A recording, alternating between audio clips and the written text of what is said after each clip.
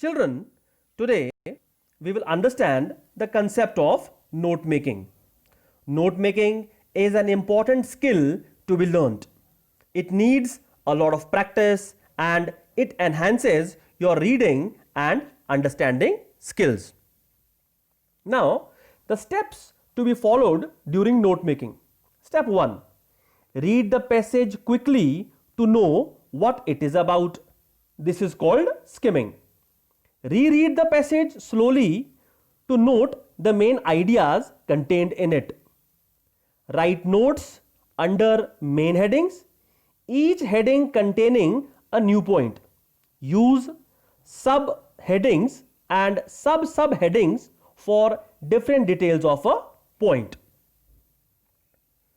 Now, the format. First, you will give a title or a heading. Write the title in block letters.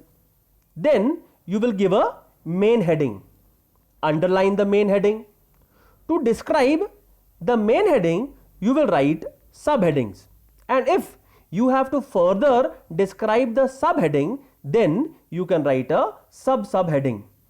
In this way, you will write maximum 4 headings and their descriptions in the subheadings. Now, important note. Subpoints supplement the main points, whereas the subpoints supplement the subpoints. Now, the guidelines that are to be followed. Do not use complete sentences. Use abbreviations and symbols. Abbreviate words where essential. Provide key to the abbreviations used at the end. Now, condensing information. Avoid unnecessary facts, examples, illustrations, etc. Use short words for long words, for example, cop for policeman. Use number for figures, for example, 1000 m for 1000 meters. Drop connectives, auxiliary verbs, etc., but not at the cost of clarity. Use the standard abbreviation wherever necessary.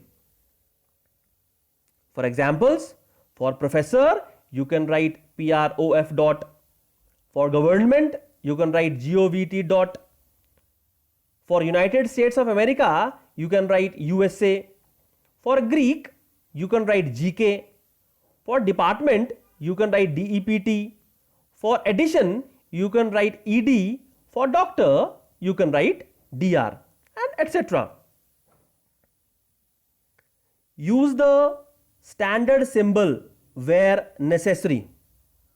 For equal to, for and, for dollar, for pound, for therefore, and so on. Now, what is the importance of note making? Note making is an important skill to be learnt. Notes are made to remember the information gathered. They are often used to develop an essay, a report, a letter, etc. They are used in making a presentation, drafting a speech, revising the examination material, and conveying a message. Thank you.